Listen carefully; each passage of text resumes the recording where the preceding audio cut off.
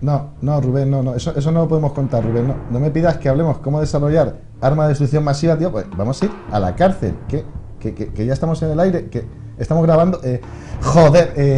Hola, soy Antonio Ramos, de vuelta al Mundo Hacker TV con todos vosotros. Hoy traemos un tema bastante interesante, que es el asunto de los firewalls como dispositivos de defensa perimetral y su evolución. Y qué mejor que compartirlos con nosotros, con los colaboradores habituales, en este caso, Jean-Paul. Hola, ¿qué tal? Saludos.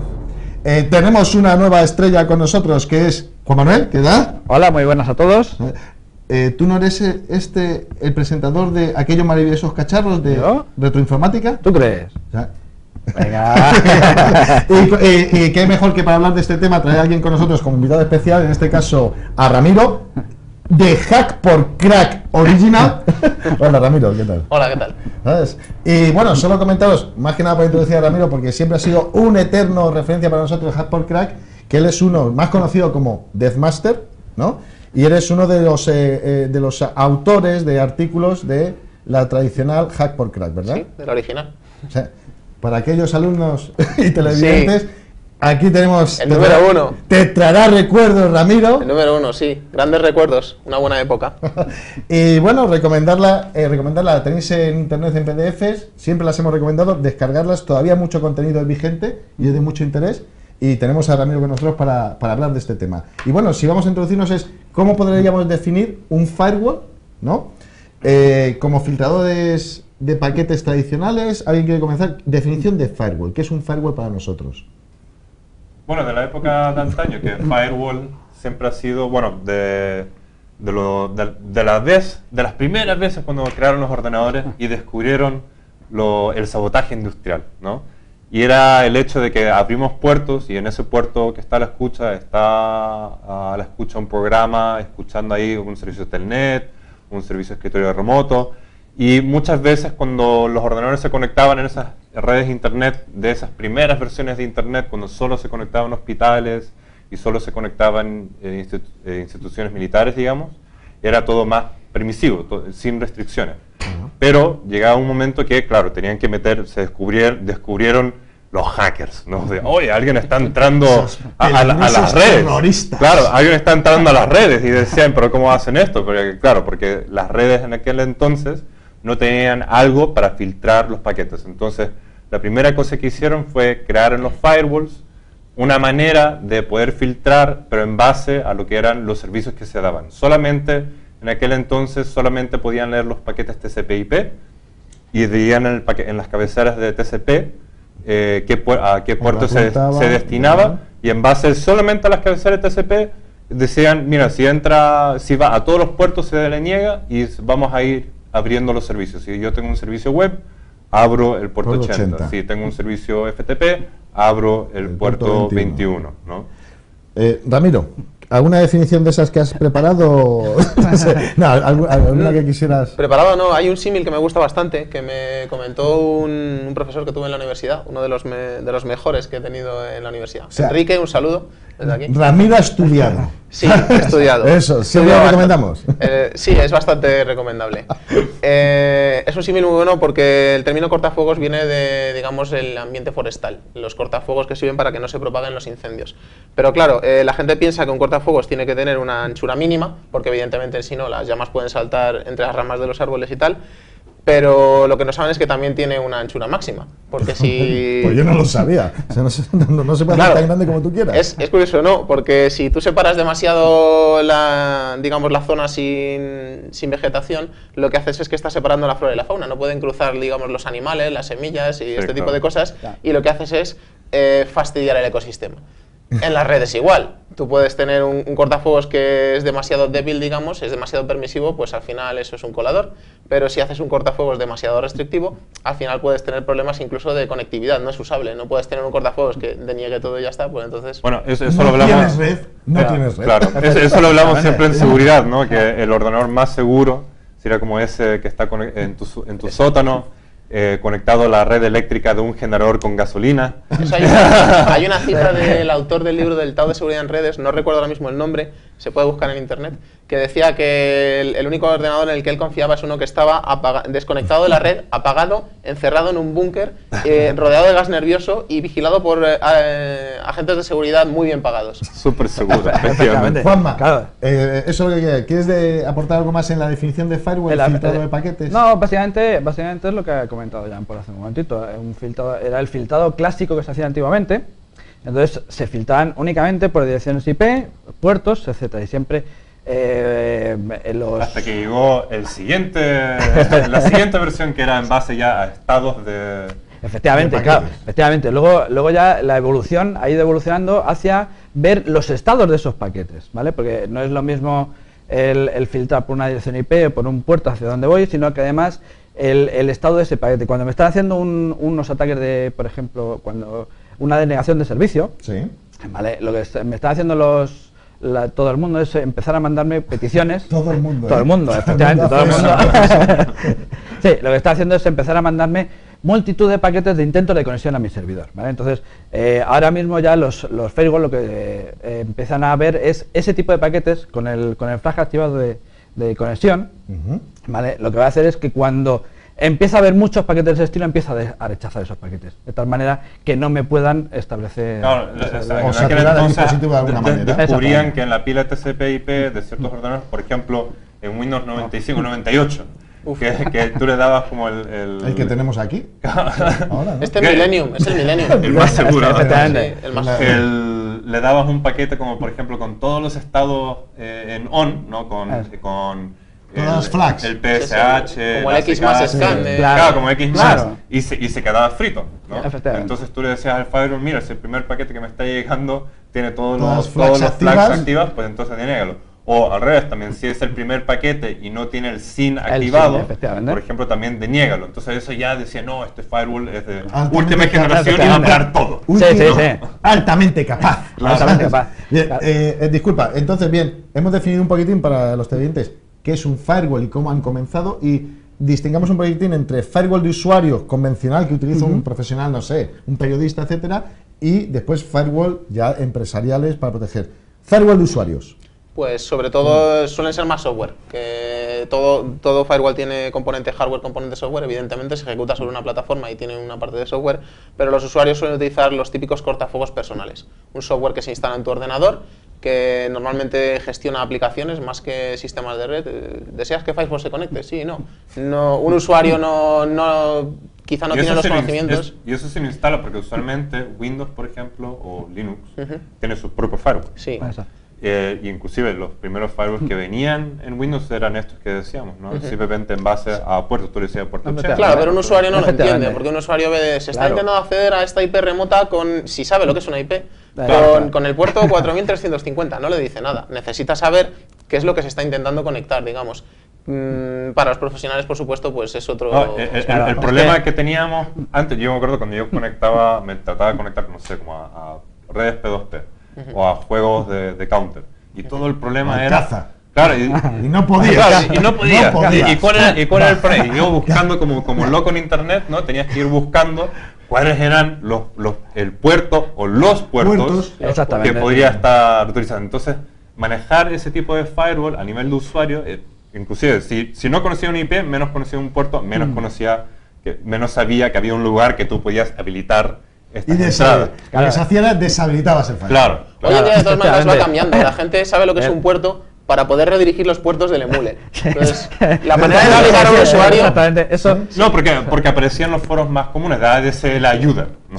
claro. Oye, que quiero descargar P2P, pero no me permite el router. No, entra a tu router, habilita estos puertos para que el tráfico pueda ser redirigido a tu PC, cosas así.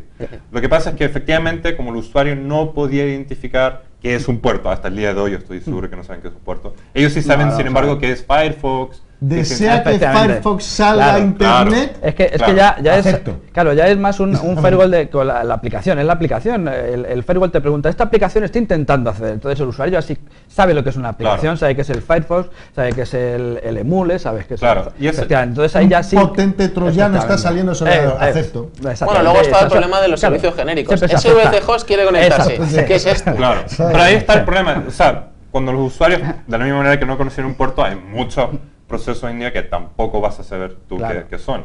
Claro. El problema también, sin embargo, está eso que tú le dices, bueno, dos cosas. El primer problema es siendo el usuario. El ¿no? usuario, sí. El problema suele ser el interfaz teclado usuario. El primer troyano es el Error de usuario. capa 8, Claro. que se produce entre el cerebro del usuario y el teclado. Sí, sí, claro. Pero ¿Se digamos, puede explicar?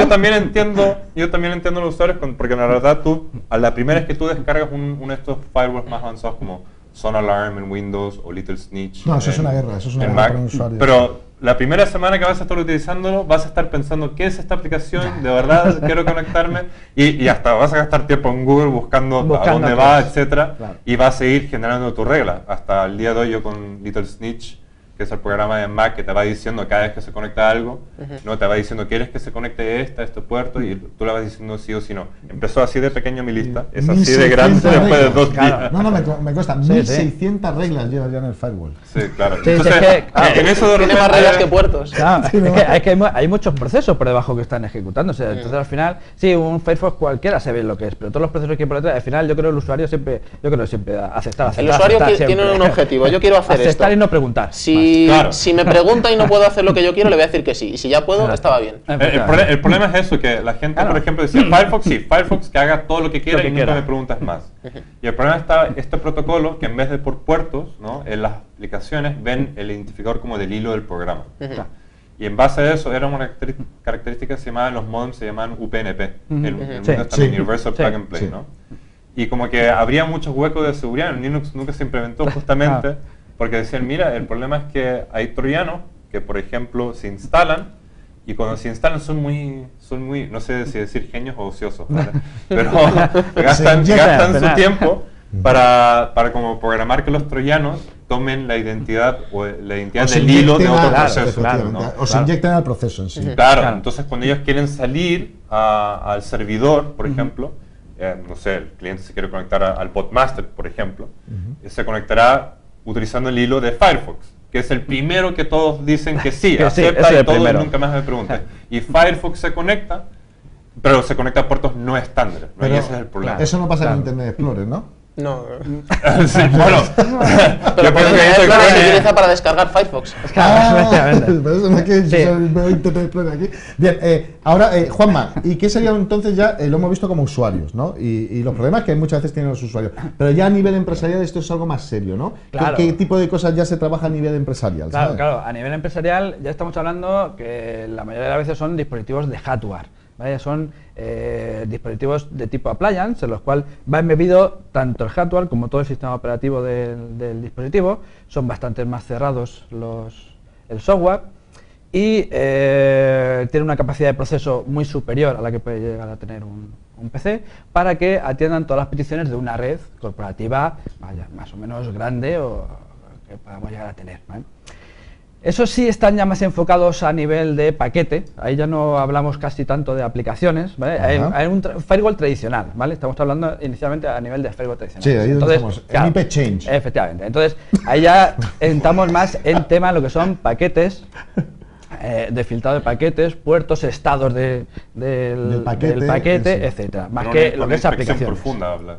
Efectivamente, ya con una inspección profunda de lo que es un paquete. Claro, porque Vale. en realidad la evolución, esta nueva evolución de Firewall, ya no solamente ve las cabeceras de TCP, sino que estamos hablando que estamos inspeccionando ya el cuerpo del Exacto, paquete. Efectivamente, ya podemos investigar incluso por cadenas que haya dentro de ese mismo paquete. Me vas a permitir, es súper interesante, pero la publicidad es lo que predomina. ¿Entramos en publicidad? Juanma, ¿qué tal? ¡Hombre, qué tal!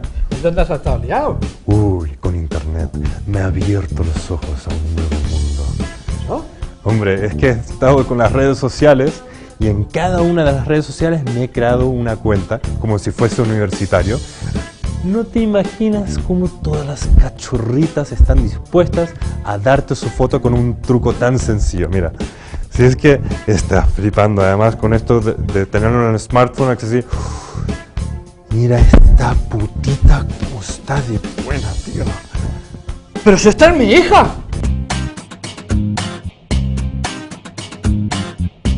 Internet puede parecer un lugar entretenido, pero en realidad, al primer contacto con tus hijos los convertirá en putas, criminales y drogadictos.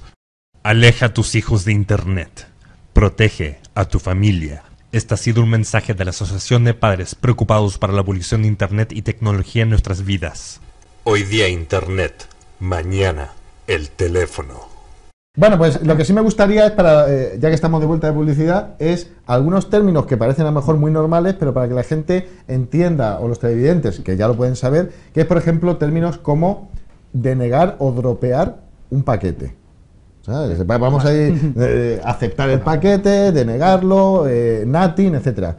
Dropear. ¿Qué es eso cuando me dicen dropea o deniega los paquetes? No, dropear, esos anglicismos tan raros, yo no soy muy amigo suyo, la verdad.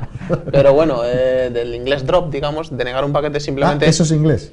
Drop, sí, me han dicho que sí, eso he oído. En los juegos multiplayer, los drops de los monstruos. Cuando saltan las armas. Sí, denegar un paquete. Denegar un paquete es cuando se inspecciona y se determina por las reglas que tenga el cortafuegos que es, digamos, malicioso, lo que se hace simplemente es rechazarlo, no continúa. En ese momento se tira. Claro, llega el paquete y lo descarto. Efectivamente, el firewall lo que hace es descartar ese tipo de paquetes. Y esto, yo quería hacer un poquito de hincapié en la diferencia que hay entre drop, porque hay dos opciones, hay drop y reject. Ah, vale, sí, no, ¿Vale? sí, es curioso. Claro, porque drop, al final lo que vamos a hacer con drop es, cuando me llega el paquete, el firewall se olvida de él, como si no hubiera existido nunca. ¿Vale? Entonces, el otro extremo nunca sabe qué es lo que ha pasado con ese paquete. ¿Vale? Sin embargo, al hacer un reject, lo que estamos haciendo es contestar al host que nos ha hecho la petición, pues, informándole con un error, informándole si el host de destino no ha sido accesible, si la red está inaccesible, etcétera, ¿vale? Entonces, a nivel de firewall de seguridad, lo más habitual es configurarla a nivel de drop, para que nadie sepa qué es lo que hay, o sea, qué es lo que está pasando. Ese paquete se ha perdido y ya... De hecho, luego tiene relación con el estado de los puertos, que pueden estar filtrados, pueden estar cerrados, preferiblemente filtrados. Exactamente. Por eso, pues precisamente, ¿por qué filtrados preferentemente antes que...? En el caso de las técnicas de escaneo de puertos que permiten determinar el estado de los puertos que permiten aceptar, digamos, las conexiones en un sistema, se sigue la máxima de que cuanta menos información se aporte, mejor. Entonces, el hecho de estar rechazando algo y de estar contestando explícitamente, estás mandando un paquete, estás mandando un mensaje. La estructura de ese paquete se puede utilizar, por ejemplo, con técnicas de fingerprinting de sistema operativo. Entonces, te puede aportar pistas sobre qué tipo de sistema está ejecutando la máquina remota. Entonces, si tú sabes que tiene un servidor web y a lo mejor es un sistema Windows, pues tienes ciertas pistas. Lo mejor para no dar pistas al atacante es no responder. Por tanto, filtrado y por tanto, drop. Vale, perfecto. Sí, porque al final del día esto del drop reject, que son las únicas dos acciones, además de bueno,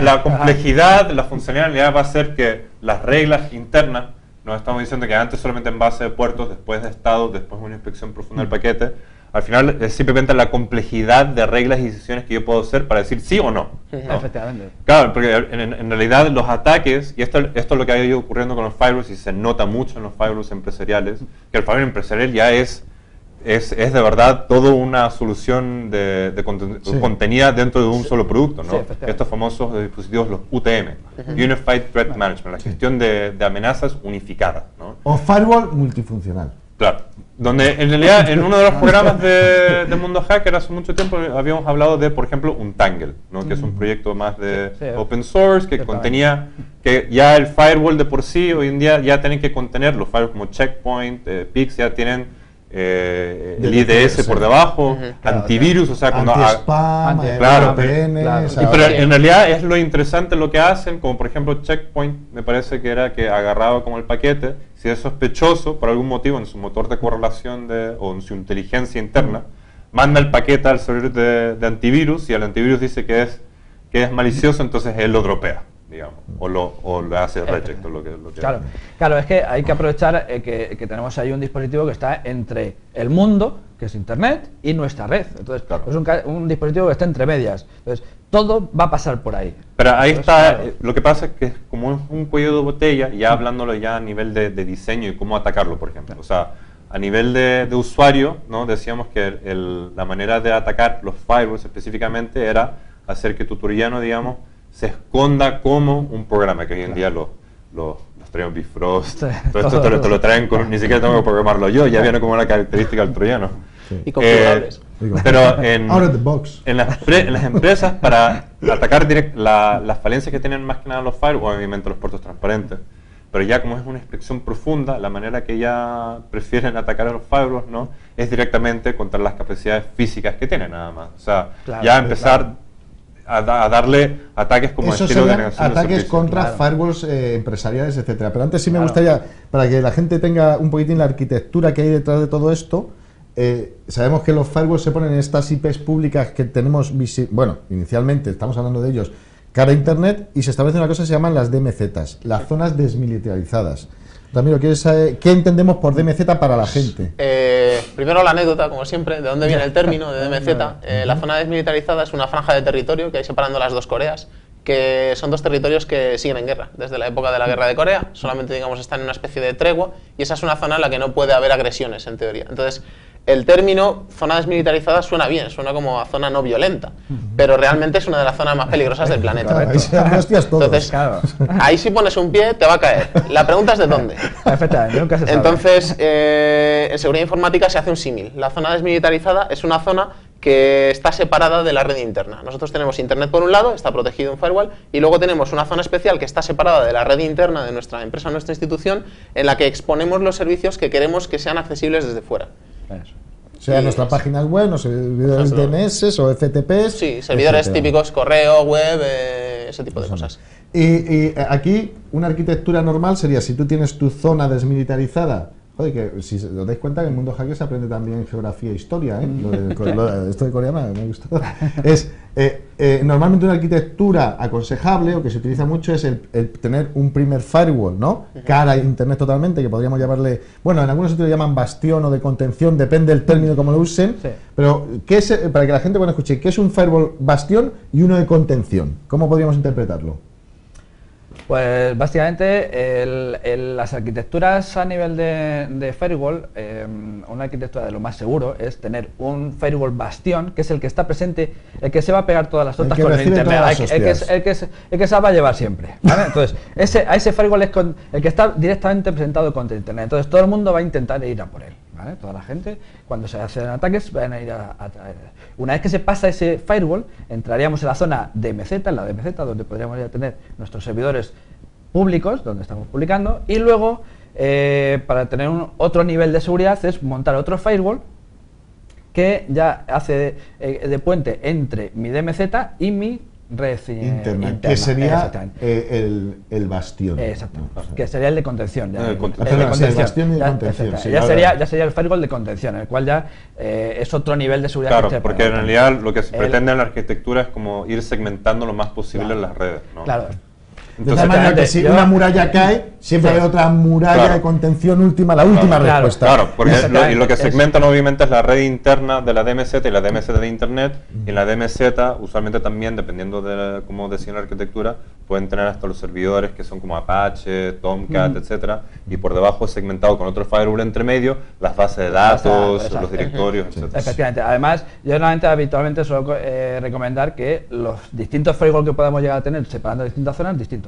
Eso es muy importante. ¿Por qué Eso, distintos? ¿Por qué no pondríamos todos, por ejemplo, de... No voy a decir marcas porque nadie nos paga, ¿sabes? Pero no todos los mismos modelos ni nada. El intercambiando distintas tecnologías de firewall. Esto es lo mismo por lo que no guardamos todos nuestros ahorros en el mismo sitio, porque cuando algo falla, Ramiro es muy bueno, ¿eh?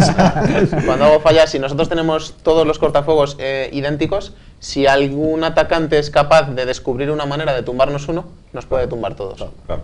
Claro, y era efectivamente lo que hablaba, por ejemplo, antes. O sea, si yo, por ejemplo, quiero ir por un modelo en concreto de un firewall, yo podría explotar ciertas características, que son las mismas características que meten en los UTM de las capacidades de decisiones complejas que tienen para filtrar paquetes, pero muchas veces, como es el cuello de botella que entra, para cada uno de los paquetes que entra va a tener que hacer ese proceso de decisión antes de que lo deje pasar. Entonces muchas veces, si yo ya sé que hay un modelo en concreto que dice, ah, no, ¿sabes qué? Este modelo en concreto, este módulo se demora mucho en tomar decisiones. Entonces tira montones de paquetes que abusa o trata de abusar ese módulo en concreto de ese modelo de firewall.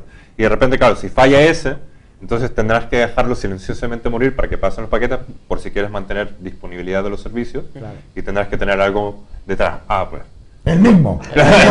Ponemos el mismo, Porque ya. el comercial me ofreció por la mitad de precio Exacto. 2. Yo voy a decir. Estaba en oferta, ¿no? Entonces la gente deja por crack y lo hackea.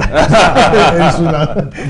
No, yo no. Solo No, pero podrían tener el segundo firewall, podría ser el mismo del sistema operativo, ¿no? Si Sí, tienen el el de servidor Windows. Linux, IP-tables. Sí. No hay nada más seguro que IP-tables, eso te lo puedo asegurar. ¿eh? De hecho, en la parte de la práctica, con Juanma veremos parte de IP-Table a nivel de usuario, porque es Sí, una sí, manera de introducirlo y efectivamente. que lo tienen sus sistemas Linux. Hay un término que ahora yo he escuchado muchas veces cuando vamos a reuniones y tal, que es el estructurar. Ellos hablan de anillos de perimetral, ¿no? Anillo 1, el anillo 2, incluso el anillo 3. Para que la gente entienda cuando escuchan hablar de eso en las compañías, ¿qué entenderíamos esta estructura de anillos cuando ellos se refieren a eso?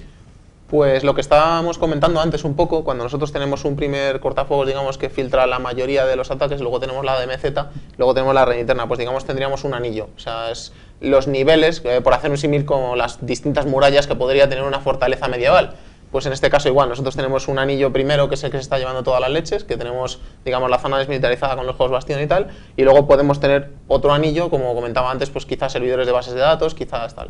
Y podríamos tener pues tantos anillos como quisiéramos realmente. Lo único que es, ahí tenemos que llegar a una solución de compromiso, porque la complejidad de diseñar una red con 700 anillos, pues al final configurar eso, implementarlo y mantenerlo es costosísimo. Entonces hay que llegar a la solución de compromiso de cuánto esfuerzo quiero invertir en esto y cuánto beneficio me va a reportar. Claro. Siempre existe el recurso de los becarios, para que lo sepáis. Claro. Por supuesto, también demasiada protección, lo que estábamos hablando antes, demasiada protección al final también te hace tener menos protección, porque si tienes que mantener múltiples anillos, múltiples sistemas operativos, múltiples redes, al final pues se pierde un poquito el control de todos los dispositivos que tenemos en el Hombre, la complejidad es claro, simplemente del claro, tamaño de la claro. seguridad, eso es complejo. Introducir más complejidad siempre va a introducir, o sea, más problemas de seguridad. O sea, la Sí. complejidad de por También, sí es un efectivamente. problema Sí, de, sí. de seguridad. Y fundamental es luego ir revisando los logs de los dispositivos. Quizá herramientas Que que eso es porque, el claro, gran olvidado. Exactamente. Tú tienes claro. los logs y ya está. Los logs, Claro, pues eso lo- sí, sí, yo he Los visto en logs muchos sitios. se almacenan por si alguna vez pasa algo a posteriori. Hay quien colecciona cromos, hay quien colecciona logs. Pero hay que almacenar logs, se van guardando. Efectivamente, claro, sí, sí. Yo he conocido muchos sitios en los cuales han montado un sistema impresionante de IDS, IPS, firewall, todo separado, de todo dispositivo y tal, y luego nadie se encarga de revisar Nada. los logs. Entonces, ¿qué ha pasado por ahí? Bueno, pero Nunca se sabe. también que yo tampoco paso todos los días revisando los logs, no, no. así como, hoy día voy a leer los De logs. hecho, ha habido ataques, muchas veces se separan las particiones y hay sistemas donde se separa la partición de /var no tiene nada que ver con los bares de copas, es bar con V, Bar de- /var sí, en Linux, de los se separa logs. muchas veces porque hay ataques consistentes en llenar el disco duro con logs. Efectivamente, sí, sí. Denegación de eso servicio porque el disco duro se llena, llena, que tiene claro. narices. Eso es porque se generan muchos logs y porque nadie los va limpiando, claro. Se van rotando, pero no se van limpiando. Pues importante, recordad ir limpiando vuestros logs. Y la siguiente pregunta sería, bien, hemos definido estos dos anillos, pero ¿qué tipos de ataques más comunes pueden ser usados contra estos dispositivos perimetrales? ¿Qué ataques así hay en la red que ellos reciben? ¿No? Porque vale, son los que se van a pelear con todo, con las conexiones entrantes, pero alguien está interesado en traspasarlos o dejarlos sin funcionar. Pues yo creo que el ataque estrella, si no que me corrijan ellos que trabajan más con este tema, es la denegación de servicio, ¿no? Es el que casi siempre, es el más fácil también, tampoco hace falta conocer mucho para hacer un ataque de denegación de servicio, es simplemente lo que comentaba él. Si yo tengo un cortafuegos que tiene una determinada capacidad de proceso y yo soy capaz de saturarle, por ejemplo, si sé que en la inspección de un módulo de un paquete de streaming se toma demasiado tiempo de CPU, le mando todo el rato ese tipo de paquetes hasta que la CPU se colapsa, no puede procesar y ahí el cortafuegos se comportará dependiendo de cómo esté configurado. Pero normalmente, si quieres mantener disponibilidad, lo que haces es dejar que las cosas pasen. Pues, Claro. Es claro. una manera de tumbarlo, es la más sencilla, digamos. Vale. Claro. Sí, y ahí es donde surge también la alta disponibilidad del tener otro que entre, Exacto. en compañías medio serias, es decir, si son capaces de tumbar uno, hay otro en respuesta que inmediatamente se levanta, es decir, para mantener el servicio, Sí, el pues- servicio tal cual fue configurado. Claro, por supuesto, siempre hay que tener en todos estos dispositivos, siempre a nivel Lo que pasa empresarial, es- tenemos que tener siempre dispositivos en alta disponibilidad, por supuesto. Claro, no, lo que pasa es que eso, que aunque lo tengan en alta disponibilidad, si alguien me está atacando con denegación de Ya. servicio, da igual Sí. que se levante lo otro porque de nuevo se va a bajar. Vamos, porque el problema es justamente el ancho de banda. Hombre, que normalmente maneja. si recibes sí. una denegación de servicio porque te están consumiendo mucho tiempo de CPU en analizar determinados paquetes, pero lo que puedes hacer es en un nivel anterior o en ese mismo nivel determinar que cuando estás recibiendo tal tráfico que no lo puedes procesar, tirarlo todo sin analizarlo. Entonces evitas consumir el tiempo de CPU en procesar eso y lo tiras. Entonces estás perdiendo una segmentación de la red. A veces incluso si se hace muy vasto, por decirlo de alguna manera, puedes tirar un segmento entero de un ISP o algo así, pero es preferible eso a que tu seguridad se había visto comprometida. Y ya nos va quedando poquito tiempo, pero sí me gustaría, porque hemos estado hablando que han ido evolucionando desde los clásicos filtradores de paquetes hasta los conocidos UTMs. Y solo es especificar qué características tienen estas UTMs hoy en día. Un precio muy grande. Un precio muy grande. Ahora vamos a ver uno a posteriori. No, es decir, UTMs, ya, porque la gente siempre habla ahora de UTMs. ¿Qué aportan las UTMs en firewalls?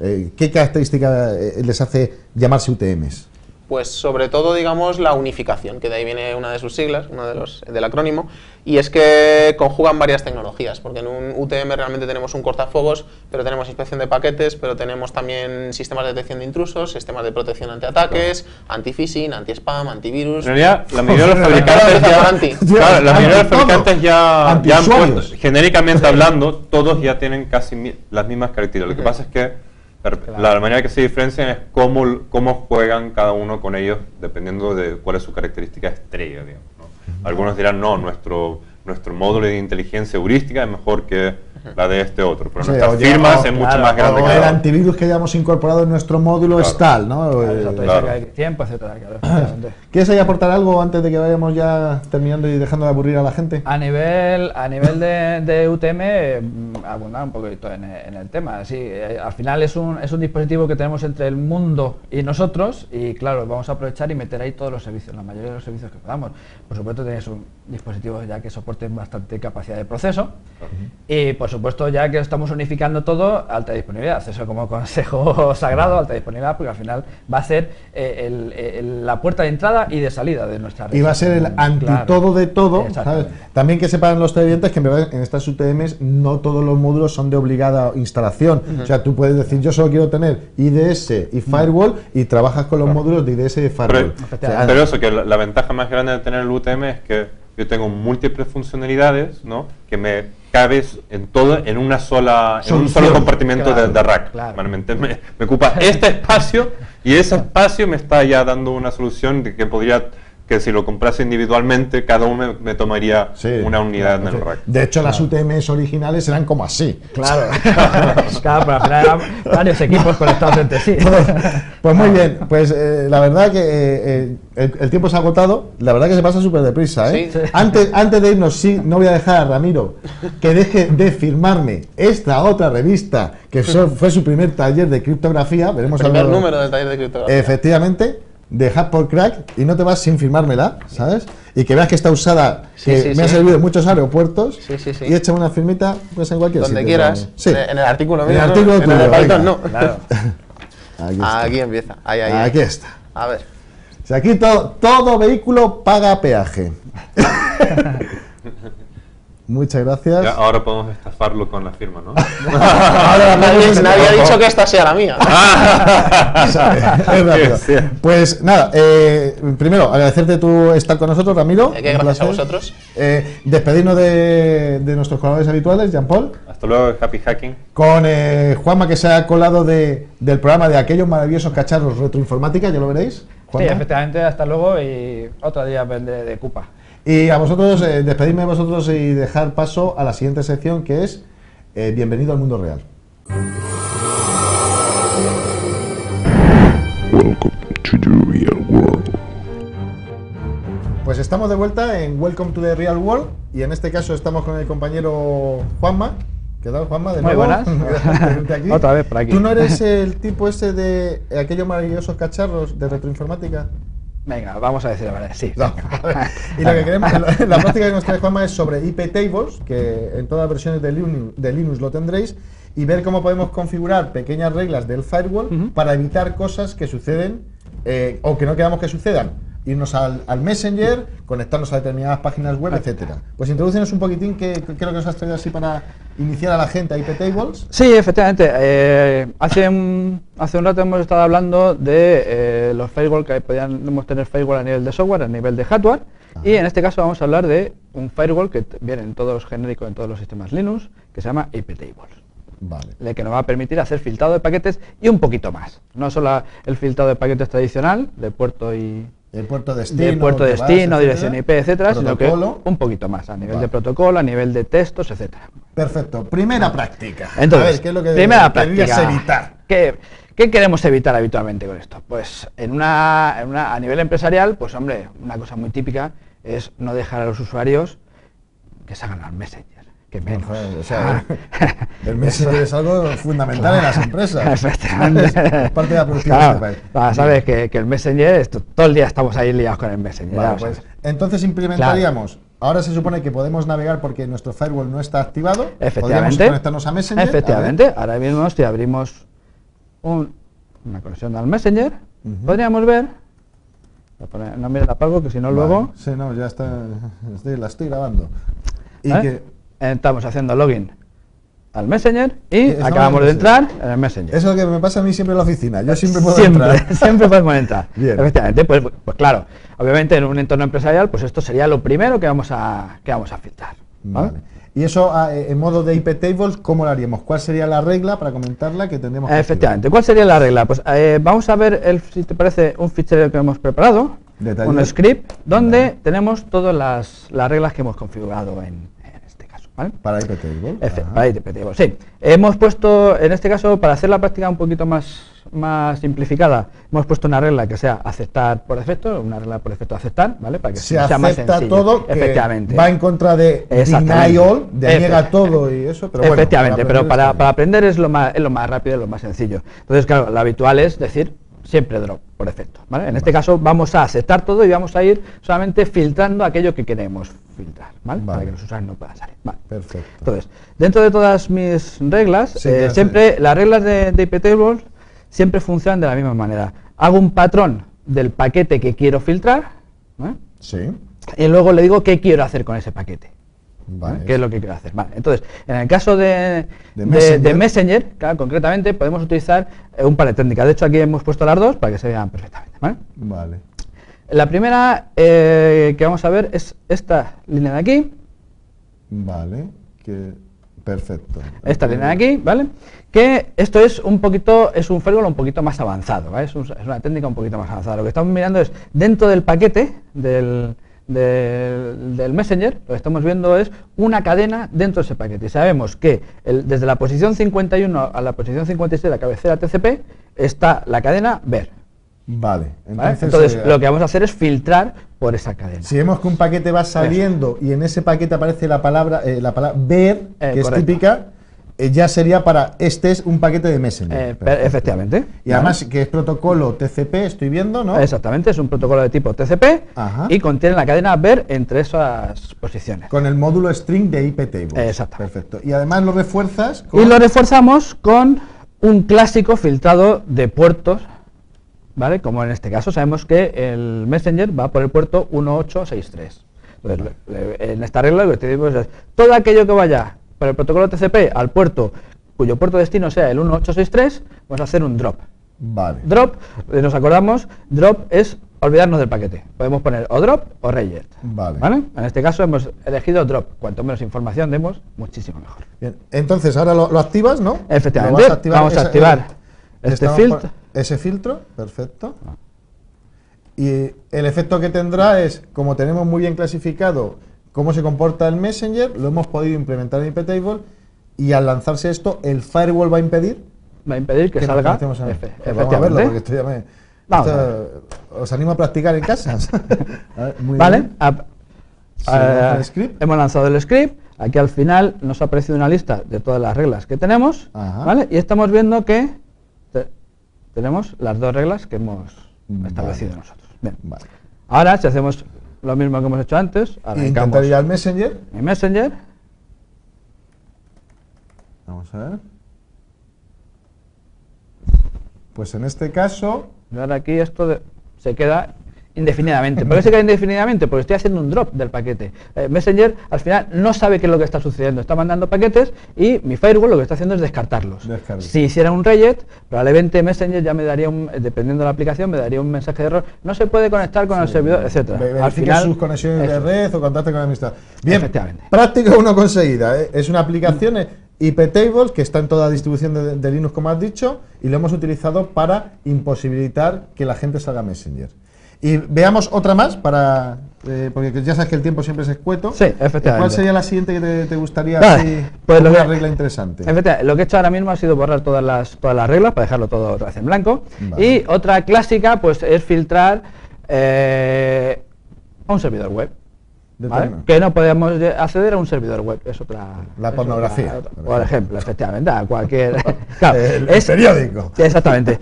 No es un proxy como lo que estamos habitualmente, porque esto es un filtrado de paquetes directamente, no estamos utilizando ningún proxy. Vale. Entonces, pues bueno, hemos elegido un web al azar, lampiweb.com. Lampiweb.com, que podríamos navegar, a ver si... Podría ser cualquiera. Vale. Y lo que hacemos es... Ya estamos en la API web, sí, y bueno, no tenemos el flash porque Debian no lo tienen, pero bueno. Efectivamente, no tenemos el flash y no se ve, pero estoy navegando perfectamente. Vale. Bien.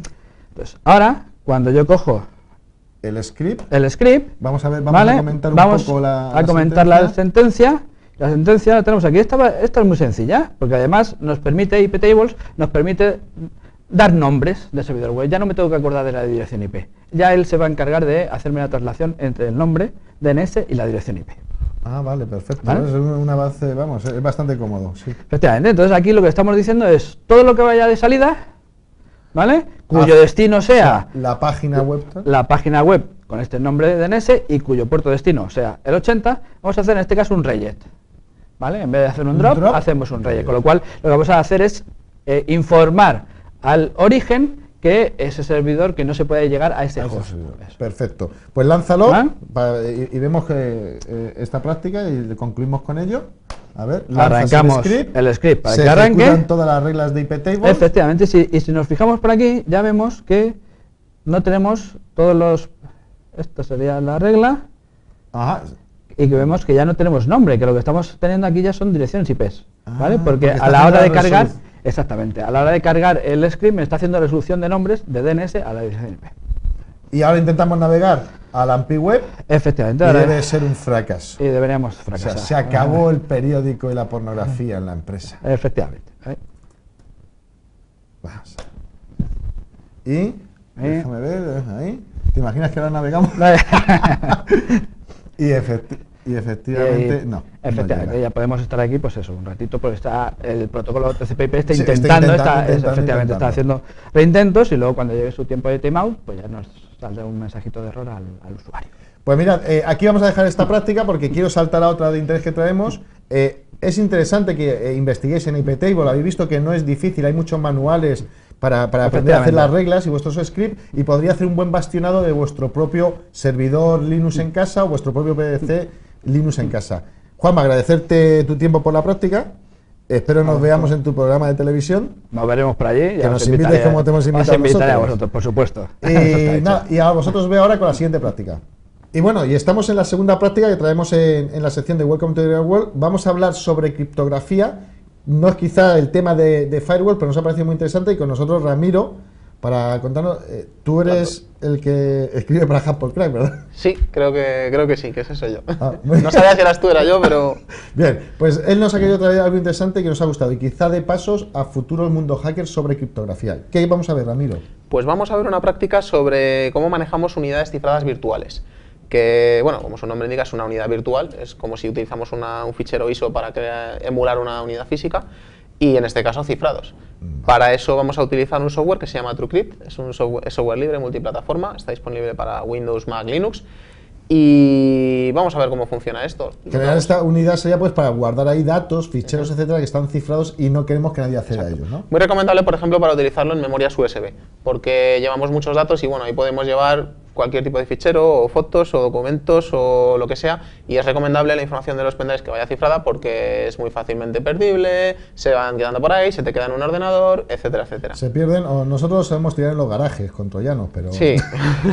Vale, no, Sí, efectivamente. luego la gente lo recoge y lo pincha en su empresa. Efectivamente. Ha habido ataques con eso. No, sí, por eso lo digo. Muy bien, vamos a Ha sido él, yo creo que ha sido él. Si yo no tengo ni ordenador, la miro. Sí. Vamos a generar esta unidad virtual, a ver. Sí. Vamos a ver, aquí en este programa lo que vamos a decir es que vamos a crear una nueva unidad. Entonces, aquí decimos que vamos a crear un nuevo fichero, un contenedor cifrado. Vale. Creamos un volumen estándar, luego veremos la siguiente opción, porque hay un segundo paso en esta práctica. Hay que elegir dónde queremos guardar este fichero y lo vamos a guardar, pues, por ejemplo, aquí en el escritorio, nombre backup, que es lo típico para guardar cosas sospechosas. Sí, efectivamente. El carding, las tarjetas de crédito, etc. Lo típico, los virus. Eso. Aquí tenemos un desplegable con los algoritmos que podemos elegir para cifrado. Entonces tenemos AES, es el que viene por defecto, es el Advanced Encryption Standard, el algoritmo de Rinsdael, que fue el ganador del concurso AES, y tenemos Serpent y Tufis, que son dos de los finalistas también de ese concurso, y luego tenemos la posibilidad de aplicar los algoritmos en cascada, uno detrás de otro. Proporciona, digamos, mayor seguridad frente al criptoanálisis, no frente a la contraseña, y la contraseña es la misma, entonces si... Antonio, 1, 2, 3. Sí, de hecho lo de Antonio puede sobrar, 1, 2, 3 vale. Vale. Si usamos una contraseña débil y la rompen, da igual que utilicemos más o menos algoritmos de cifrado. Entonces, bueno, AES está bien. Algoritmo de hash, por ejemplo, el SHA. Sí. Vale. Y aquí tenemos que decir de qué tamaño queremos el fichero. Estamos limitados por el espacio libre en el disco duro. Pues, por ejemplo, una unidad de 25 megas, por poner un ejemplo. Vale. Y definimos un password. Password. Entonces, vamos a poner un ejemplo de password. Lo has activado para que se vea, efectivamente, Exacto. lo podemos ver. Para que la gente no piense que en mi contraseña son muchos asteriscos. Va. Esta tampoco es mi contraseña ni nada que se le parezca. No lo imaginamos. Podemos utilizar los key files, que se llaman los ficheros clave, que lo que hace es utilizar el hash de un fichero como parte de la contraseña. Proporciona más seguridad, pero bueno, no es muy cómodo porque el fichero tiene que estar en algún lado. Si cambia mínimamente por las reglas de los hashes, va a cambiar el hash, con lo cual no es válido. Vale. Entonces, bueno, se puede usar si se quiere, no lo suelo recomendar. Con una buena contraseña. De hecho, aquí vemos que nos da un error, nos da una advertencia. De que tu Nos password dice no es robusta. que ¿no? nuestro password es menor de 20 caracteres y que, bueno, es débil, es, digamos, un eslabón débil en este caso. Aquí vemos que se está generando, digamos, entropía para formatear la unidad porque se rellena con información aleatoria. ¿Verdad? Y la Formateamos y se ha creado. Vemos que ha aparecido ahí en el escritorio un fichero que se llama backup. Entonces, este fichero ahora mismo contiene la unidad cifrada que hemos generado. Que es como un volumen de disco que tenemos. Sí, es como si fuera una partición. Efectivamente. Es importante señalar que es lo que se llama el plausible deniability, que visto desde fuera, este fichero no aporta ninguna información de lo que contiene dentro. Es indistinguible de información aleatoria. Porque según la teoría de la información, aunque sea un poco redundante, la información, digamos, es aquello que nos aporta un conocimiento sobre algo. Ajá. Entonces, la entropía se define como la inversa de la información. Cuando algo tiene máxima información, es que tiene una mínima entropía. Y según decrece la información, crece la entropía, a la inversa. Entendamos entropía entonces como ruido totalmente Sí, aleatorio. desorden. Que es desorden. Información aleatoria es entropía. Vale. Entonces, lo que nos interesa, como cuando tenemos información cifrada, queremos que no se conozca el contenido, nos interesa que la información que aporta desde fuera sea mínima. Con Lo cual significa máxima entropía. Entonces, un fichero cifrado de forma ideal desde fuera tiene que ser indistinguible de información aleatoria. Eso lo proporciona TrueCrypt en este primer nivel, digamos, de plausible deniability. Vale. Bueno, tenemos el fichero, decimos dónde está y lo que hacemos es montar el Montarlo. fichero. Pongo que se vea la contraseña para que se vea, Efectivamente, sí, para que lo podamos para ver que todo el mundo me pueda hacer phishing luego. Ok, entonces ahora lo que vemos es que si abrimos el explorador de Windows ha aparecido una unidad como si fuera un pendrive. Efectivamente. Y aquí Vas a poner un fichero, ¿vale? Lista de la compra. mi lista de la compra, que yo la guardo cifrada porque soy un tío muy ordenado. Qué inocente eres. Sí. Café es lo más importante de todo y después más café. Más café. Y ya está, Vale, no necesitamos perfecto. comprar nada más. Y ahora lo interesante es que tenemos un volumen cifrado que que será transparente cuando le suministremos la password, Ujú. pero vas a generar otro volumen Eso es lo que cifrado. vamos a hacer. Efectivamente, como dentro dices de- Antonio, este fichero se maneja como si fuera una unidad, digamos, como un pendrive, pero solamente cuando lo hemos montado y hemos proporcionado la contraseña. Lo desmontamos y lo interesante es ahora este segundo nivel. Vamos a crear nuevamente una unidad cifrada, volvemos a elegir que es un fichero, un Ajá. contenedor, solo que en este caso no es una unidad estándar, es una unidad oculta. La historia es que esta unidad que hemos generado inicialmente, digamos, se rellena con información aleatoria de forma que el espacio libre en esa unidad es información aleatoria. Dado que ya hemos dicho que la información cifrada es indistinguible de información aleatoria, podemos hacer que en el espacio libre de la primera unidad haya otra unidad oculta. Perfecto. Entonces, esto es una unidad oculta que es un segundo volumen del Plausible Deniability que implementa TrueCrypt. Vale. Entonces, tenemos dos maneras de hacerlo, la normal que nos crea primero la unidad externa y luego la interna, o la directa. En este caso lo hemos hecho en 2 pasos para que se vea más clara la separación entre las dos, entonces debemos hacer el modo directo que utiliza la unidad externa ya. Vale. Que en verdad lo que estamos haciendo es eso, un volumen cifrado y en esa parte que nadie sospecharía que puede haber cosas, porque es espacio sobrante, meter otro, doble Exacto. seguridad. Y aquí viene muy bien lo que explicábamos de anillo 1, Exacto. anillo 2 de protección. Sí, en ¿no? el fondo son niveles de seguridad, estos son 2 niveles distintos de protección. Muy bien. Le decimos dónde está el fichero que queremos utilizar y obviamente, dado que vamos a usar el espacio libre de esa unidad, necesitamos conocer la contraseña. Vale. Entonces le decimos que muestre la contraseña. Que es la contraseña del volumen 1, donde vamos a introducirnos para generar este nuevo volumen. Exacto. Perfecto. Le decimos que la contraseña es esta y ahora nuevamente tenemos que formatear una nueva unidad, hay que elegir el algoritmo de cifrado, en este caso le voy a poner varios en cascada, el algoritmo de hashing. Y tenemos que elegir un tamaño que en este caso está limitado por el tamaño libre disponible en la primera unidad externa. En este caso pues vemos que son 24 megas. Porque ya teníamos algún fichero y alguna cosa y disminuye el espacio. Exacto. Vale. Es importante también, una vez que se crea la unidad oculta, la unidad externa no escribir con mucha alegría, porque si pisamos, digamos, el espacio de la unidad oculta, nos la cargamos. La destruimos. Vale. Exacto. Puede llegar a venir bien incluso, pero bueno. La dotas de otro password ahora para esta segunda unidad cifrada. Ponemos volumen oculto, por poner algo, ¿vale? Entonces nos vuelve a dar el aviso de que la contraseña no es muy buena. Perfecto. Tenemos que volver a formatear la unidad y formateamos la unidad. Y entonces aquí nos aparece el aviso de cuidado, es un volumen oculto, si no proteges el contenido del volumen oculto, te lo puedes cargar escribiendo en externo, bueno, más o menos lo que hemos estado comentando. Y Lo ya está. aceptamos. Entonces ahora volvemos a montar, solo que en este caso lo que hacemos es proporcionar la contraseña del volumen oculto, del segundo volumen. ¿Vale? Entonces ahora nos vamos aquí al explorador de Windows, vuelve a aparecer una unidad, que en este caso está vacía, y aquí podemos crear nuestros planes para la dominación mundial. A ver, Ramiro, planes para la dominación del mundo. Tomar el control de Las Mundo Hacker Hacker TV. Qué canalla. Hay que empezar por ahí. Va.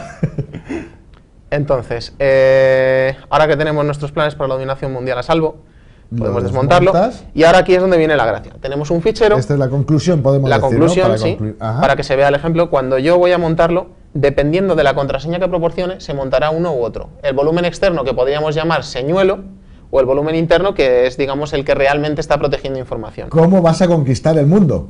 Exacto. Muy bueno, ya lo he bueno. dicho delante O sea, de todos. No... Dependiendo del password que indiques o tal, accederás aparentemente a una única unidad Exacto. cifrada, pero que en verdad accederás a la señuelo o a la buena. Exacto. Bueno, decirla. De hecho, ahora mismo yo proporciono la contraseña volumen externo y lo que vemos aquí, cuando yo abro el explorador de Windows, es una unidad que realmente, o sea, si vemos el espacio libre que tiene 25 megas de espacio libre, tiene mi lista de la compra totalmente inocente y redundante, y no hay nada más. Y no sabes si hay nada más, no hay manera de saberlo. La única manera de acceder al contenido oculto es saber que existe en primer lugar y en segundo lugar conocer la Saber contraseña. la contraseña. Y eso es lo que vas a hacer aquí. Entonces, aquí, sí, no, aquí poniendo- tenemos que ir concluyendo, pero no, hazlo un momentito para que... Poniendo la segunda contraseña, digamos, la del volumen oculto, nosotros cuando exploramos el contenido, lo que estamos viendo aquí es los planes para la dominación Bueno, mundial mundo. y vemos que es una unidad que tiene 15 megas. Pues oye, Ramiro, me ha encantado. Lo primero de todo es decir, esto da paso a un futuro mundo hacker de criptografía. Darte las gracias por habernos traído esto y estar con nosotros. A vosotros. Y tan solo deciros que os veo después del informe de Dimitri.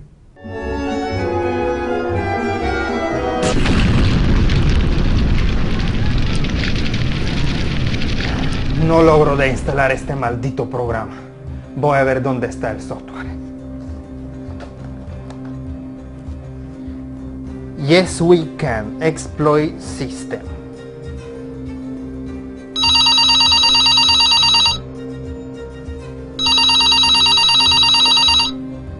Yes we can, soporte system. ¿Qué puedo hacer por usted hoy día? He descargado su software, pero no consigo compilarlo. Dígame, ¿qué versión del sistema tiene? Para Linux 2.1. Esta versión gratuita no tiene soporte. Pero aproveche, compre hoy día Yes We Can Cloud Edition Y no espere más con instalaciones muy lentas. Esto me suena a estafa. Regla número 8 de Gran Dimitri. No pagues por software que se puede descargar por internet. Pero ahora se están enfrentando al Gran Dimitri. Ya verá, pagaré con una de mis tarjetas clonadas. ¿Puedo pagar con tarjeta? Sí, claro. Aproveche de pagar a precio completo y le incluimos hoy día un portal para la venta de afrodisíacos. Vale, es un Mastercard. El número es 111122233334444 y expira en año 2012. Disculpe, caballero, pero la tarjeta me sale clonada. Inclusive, es una tarjeta que hemos clonado nosotros. Imposible. Dimitri nunca clona tarjetas clonadas. ¿Dimitri? ¿El anónimo más conocido? Hombre, ¿por qué no lo has dicho antes? Te diré que no le puedo dar acceso al sistema a cualquier persona, ¿sabes? Pero dame 2.000 euros. Compras la versión premium que incluye todo, absolutamente todo. Y yo te reembolso luego 1.800 euros, poniendo que no te gustó el software. Entonces es como un reembolso, todo muy transparente. Y, porque me caes bien, no te revoco la licencia. ¿Qué te parece? Regla número 1 del sentido común. No rechazar una buena oferta. Sí, lo compro. Muy buena decisión. Ahora voy a probar mi nuevo portal. ¡No! ¡Yes we can!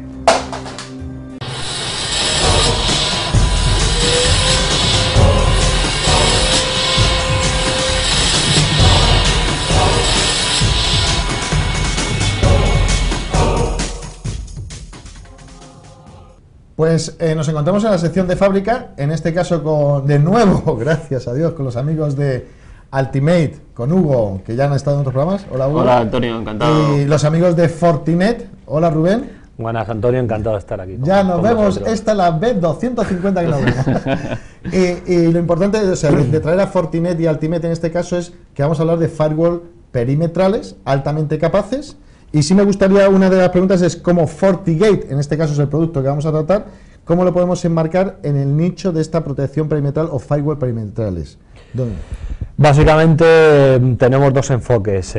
Uno es el de firewall perimetral de alto rendimiento para gran empresa, y otro nicho de mercado es aquel donde se necesita una consolidación de capas o de tecnologías de seguridad, como puede ser el control de aplicaciones, antivirus, filtrado web, ¿de acuerdo? Donde hay que llegar un poquito más allá con IPS, no solo con cortafuegos, para cubrir necesidades o demandas de seguridad en clientes donde necesitan esa protección consolidada. O sea que en verdad tenemos el dispositivo de firewall tradicional FortiGate que lleva sus módulos, ¿no? De IPS, detección de intrusos y algunos más, ¿no? O utilidades de administración. Por supuesto, tiene por un lado las capacidades de seguridad, como te decía, control de aplicaciones, antivirus, anti-spam, anti-phishing. Claro, y luego lo que tenemos es un módulo de gestión amigable y fácil de manejar. Que lo veremos, no, cierto, me lo creo. Para poder gestionarlo de forma sencilla. Bien, ¿quieres aportar algo más en esta parte de...? No, simplemente es lo que habéis comentado, de tener una serie de funcionalidades añadidas en un mismo equipo, ¿vale? No todo el mundo puede tener una red de administradores que manejen todas las funcionalidades que son específicas y que se mueven en los entornos hoy. Hay que cubrir todo, un control de aplicaciones, una capa de Data Leak Prevention, y necesitamos englobar todo en un mismo dispositivo. Y administrable por una única persona, por ejemplo. Eso, ¿no? Es, y fácilmente administrable. Bien, después lo que sí tenemos es qué características, porque en verdad la gente puede escuchar, hay muchos firewalls, esto en verdad no es algo novedoso, pero características diferenciadoras de FortiGate en el caso de vosotros como Fortinet fabricante. Bien, nosotros principalmente, y desde que la compañía se lanzó, hablamos de componentes de alto rendimiento porque la tecnología está basada en ASIC, o sea, son circuitos de propósito específico pensados para filtrar contenidos de seguridad, o sea, pensados para acelerar, por ejemplo, el filtrado de IPS o el filtrado de antivirus por un lado, y también para acelerar el rendimiento firewall en la plataforma, a nivel de puerto.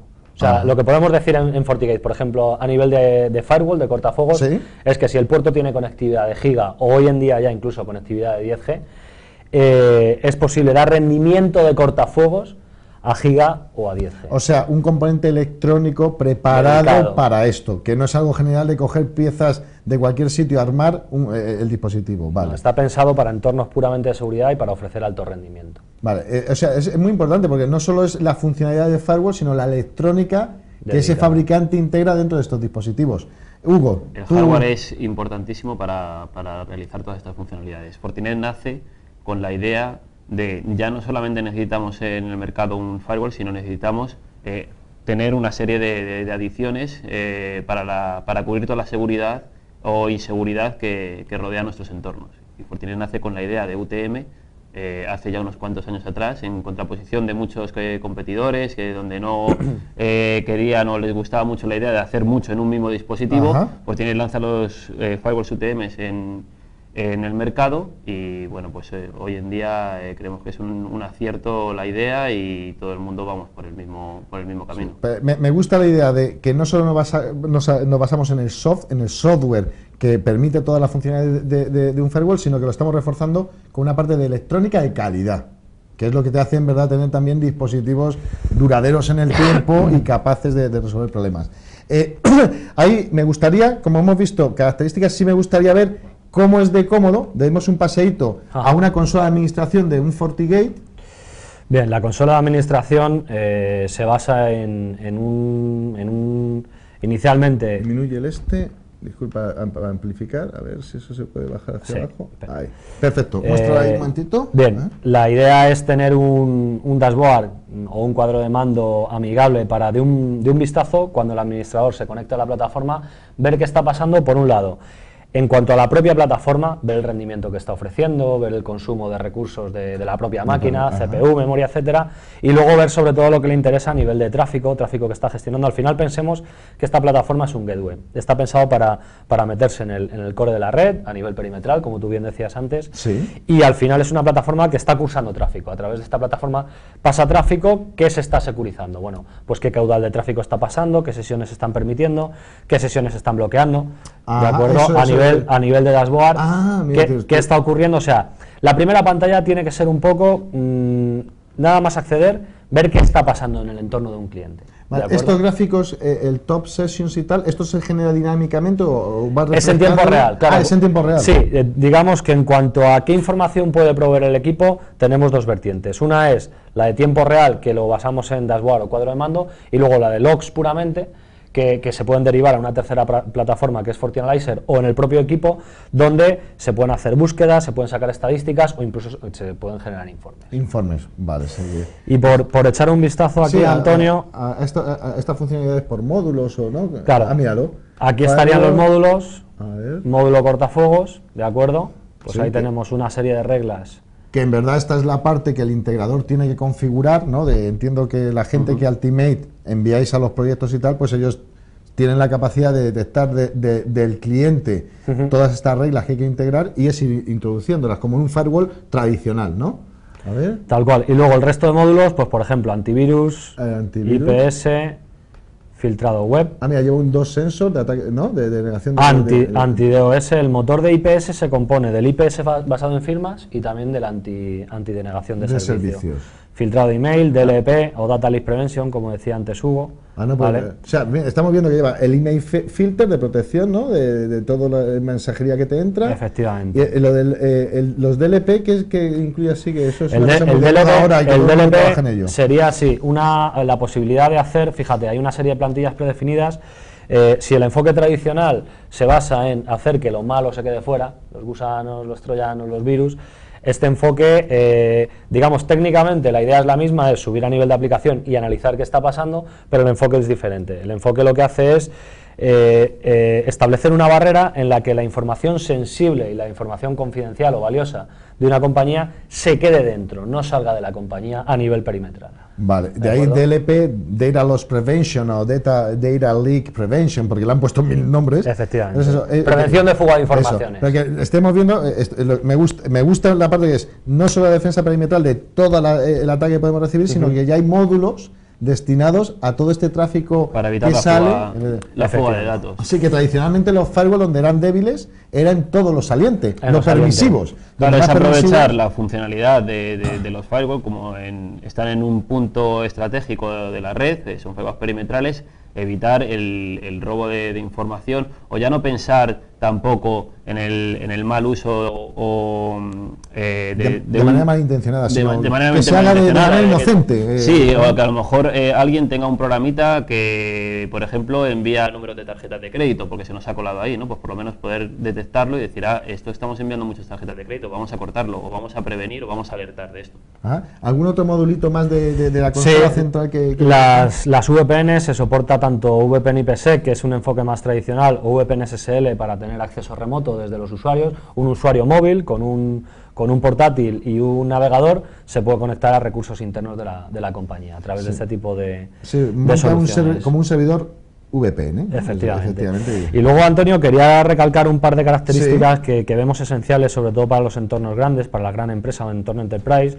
Una es la alta disponibilidad, ¿de acuerdo? Está soportado tanto el activo activo como el activo pasivo, lógicamente, para que en caso de eventual caída de uno de los equipos, el servicio se mantenga en funcionamiento. Efectivamente. Y luego una con la que estamos teniendo mucho éxito, que cada día más está más se escucha más y está muy de moda, es la virtualización, virtual domains o contextos virtuales. Tradicionalmente se habla de firewall virtuales. Digamos que Fortinet elevó la barrera, como se suele decir, y de alguna forma ofrece todas las características de las que acabamos de hablar en formato virtual. Quiero decir, si un cliente adquiere una plataforma hardware de Fortinet, es capaz de partir ese FortiGate en contextos virtuales, pero no solo virtualizando el cortafuegos, virtualizando todo lo que acabamos de ver: antivirus, control de aplicaciones, web filter, anti-spam, VPN, ¿de acuerdo? Y además, no solo a nivel de políticas.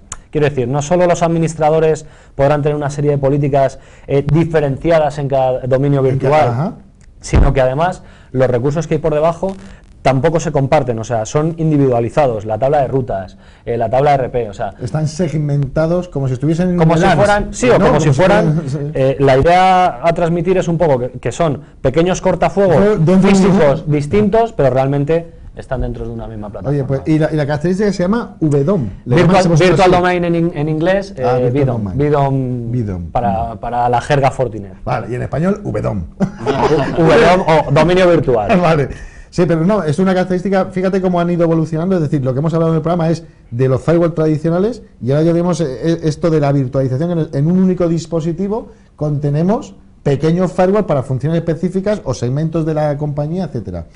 Hay una cosa que me gusta, bien, la consola es muy amigable, tenemos características que ya son de producto enterprise, pero Ultimate, ¿qué papel juega aquí? ¿Sabes? Si un cliente, por ejemplo, se quiere acercar o quiere evaluar el producto, en este caso, del FortiGate.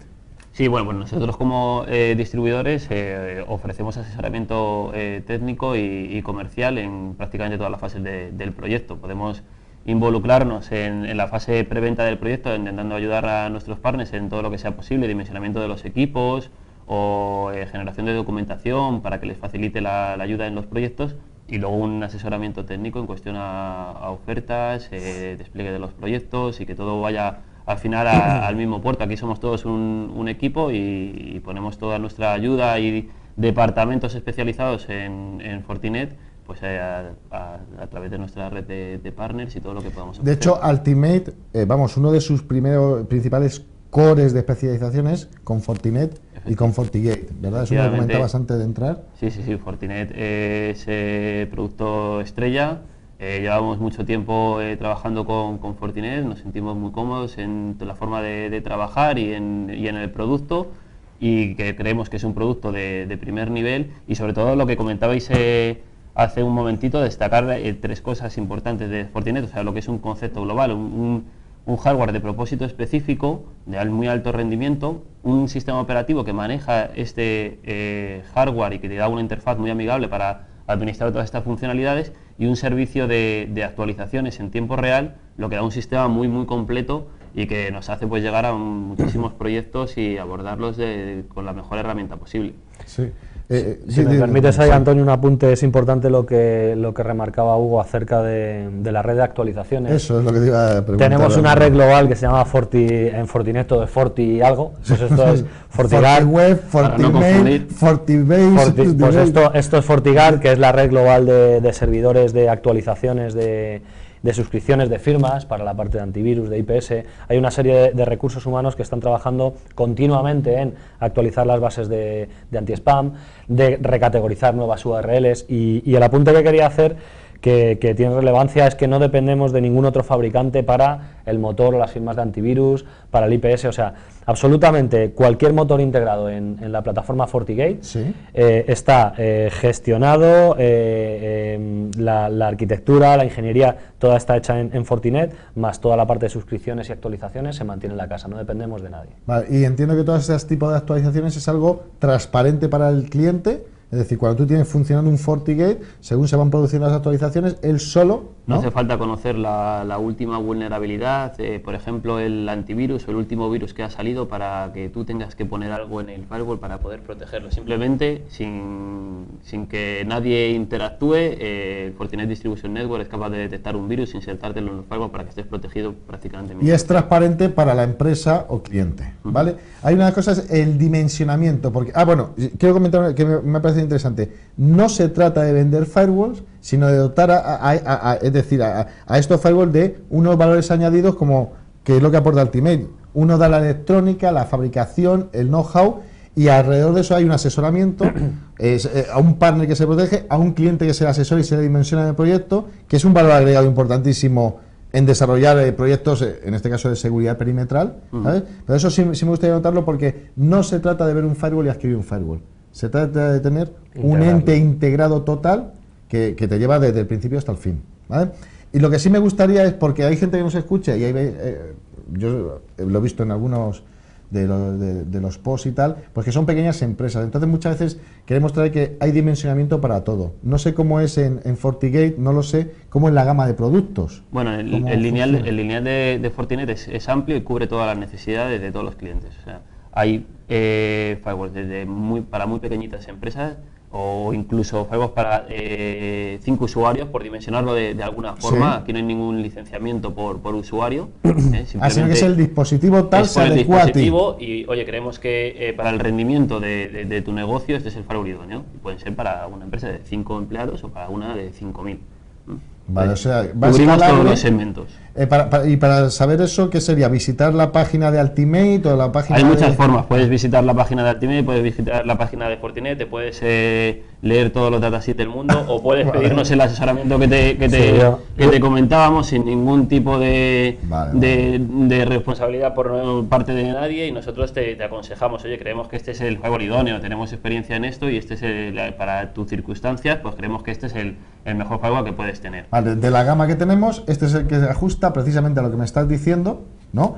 Salvo que vosotros queréis hacer una evaluación y tal para afinar más. Sí, yo recomendaría siempre o un piloto, una prueba de concepto que pueda hacer el cliente con la ayuda tanto de nosotros como de Ultimate, o siempre el asesoramiento de nuestra red de partners y de colaboradores a la hora de dimensionar un proyecto. A mí me gustaría comentarte un par de tipologías de proyecto que tenemos. Uno sería uno en el que se ve fácilmente que la gama alta, pues la serie 3000 o incluso los chasis encajan perfectamente, que son proyectos donde el cliente es una gran empresa, muy gran empresa, de más de 10.000 usuarios, de 5.000 usuarios. Es súper empresa. Claro, donde encaja un equipo que realmente tiene que ofrecer un alto rendimiento en cualquiera de las características, no solo en firewall, sino en muchas ocasiones en antivirus, ¿vale? Incluso en administración pública, donde se da cobertura a varios departamentos, ¿de acuerdo? Hay un volumen de usuarios muy grande. Ese sería un proyecto tipo donde encaja pues un clúster de varias plataformas funcionando como una sola. Sí. Y luego hay también gran proyecto donde realmente la gama baja que comentaba Hugo también encaja perfectamente. O sea, hay grandes... de las sedes que me comentabas, Claro. alguien que tenga 50, 60 Claro, oficinas. tú imagínate una gran empresa, muy gran empresa, pero que tiene necesidades distribuidas de firewalls, como decía Hugo, de 5 empleados, porque es una sede donde hay un usuario, 5 usuarios, ¿de acuerdo? Pero realmente tiene 100, 300, 500 sedes. Eso al final repercute en que es un gran proyecto. Ahí, digamos, la parte más compleja puede ser la distribución y gestión centralizada de las plataformas, pero tenemos también solución para llegar a esa tipología de proyecto, donde hay un proyecto distribuido y muchas oficinas, donde un cliente, que no tiene por qué ser un cliente pequeño, que también podemos dar cobertura a los mismos, sino grandes clientes que tienen necesidades muy distribuidas. Vale, o sea, no había pensado esa opción, que se pueden utilizar las múltiples segmentaciones de producto para dar solución, por ejemplo, lo que estamos hablando, 200 oficinas en España. Y la sede central con otro tipo de dispositivo, de mayor envergadura y mayor rendimiento. Y sabes lo bueno, Antonio, un aspecto muy, muy importante de todos los equipos, que es que cualquier persona que sabe administrar o tiene un pequeño conocimiento o gran conocimiento de un equipo, por ejemplo pequeñito, sabe administrar todos los equipos. ¿Vale? Porque es un todos los copy-paste, equipos ¿no? tienen las mismas funcionalidades. Todos los equipos ofertan, digamos, que poder sacar el máximo rendimiento. A ninguno se le quita ninguna funcionalidad, por lo que si sabes manejar uno pequeñito, sabes manejar un chasis. No queremos aquí asustar un chasis, un Sí, distintos tipos de consolas que cambian por nada, es la misma consola, la misma forma de funcionar, y si sabes manejar uno, sabes manejar 500. Lo que has visto en la demo visual, Antonio, va a servir igual, tal como decía Hugo, para un equipo de 5 usuarios como para un equipo de 5.000 usuarios. 5.000. La gestión... Un ejemplo muy sencillo. Sí. Habéis hablado de virtualización y todos los equipos soportan virtualización. Un equipo pequeñito puede virtualizar o hacer hasta 10 W. Y un chasis hace exactamente lo mismo. Vale, pero puede virtualizar en gran escala, muchísimos más W, ¿vale? Uno hace virtualización a nivel de un equipo físico y el otro lo puede hacer a nivel de chasis, y la virtualización es física. Pero se hace exactamente igual. Me parece súper interesante, o sea, la posibilidad de que salto de cualquier modelo a cualquier modelo de FortiGate y voy a tener la misma consola, las mismas opciones, los mismos parámetros. Tal cual. Lo único que he pasado de administrar una oficina de 100 personas a una de 1000 personas. Vale, y ya para ir concluyendo, sí sería interesante, porque yo sé que hay mucha gente de empresa que nos mira y tal, es cómo en la red de partners, que te corresponderá a ti, Hugo, precisamente a hablar, cómo en la red de partners existente, cómo la gente se puede acercar a vosotros y qué cobertura desde Ultimate para el fabricante Fortinet le podéis dar a esta gente que quiera ser partner de este producto. Nuestra red de partners es muy amplia, cumple con prácticamente partners de todo tipo, pero bueno, para la pregunta de cómo hacerse partners de Fortinet o partners nuestros es lo más sencillo que puede haber. Hay una web. No requerimos que haya que comprar o tener el megastock de Fortinet para nada, simplemente poniéndose en contacto con nosotros como distribuidores. Cualquier empresa que se dedique al mundo de la seguridad, de los firewalls, sea potencialmente un distribuidor o reseller de Fortinet, se pone en contacto con nosotros y automáticamente puede vale, y eso lo que le va a dar es, además, ya el canal de poder distribuir el producto, también ciclos de formación, ¿no? Todo Claro. este apoyo de preventa. Efectivamente, nos exigimos un nivel de formación exhaustivo, etcétera. Para eso estamos y eso es lo que queremos aportar a nuestra red. Por ejemplo, como centro ATC de Fortinet, ofrecemos periódicamente cursos de certificación oficial en los productos, en este caso los Fortinet. productos, y formamos a nuestros partners, les ayudamos en las primeras ventas, les ayudamos técnicamente, comercialmente, tienen toda a su disposición. Luego, según vayan avanzando cada partner con sus certificaciones y con su nivel de ventas, tendrán un nivel de partnership distinto, pues bronce, silver, gold, ¿vale? Que tendrán una serie de categorías que les dará más posibilidades en descuentos, etcétera. Vale. Pues a mí me parece que hemos cubierto muy bien en este espacio de tiempo 5 o 6 puntos relevantes para conocer una solución, en este caso FortiGate, y hemos tocado sus características, relevancia, la consola, etcétera. solo me cabe agradeceros el volver a estar con nosotros en la 250 vez. A Rubén, gracias por estar con nosotros. A vosotros, un placer. Y a ti, Hugo, pues igualmente. Nos vemos en la 251. Vale. Y a vosotros solo me cabe deciros pues que, si Dios quiere, nos vemos en el próximo Mundo Hacker TV.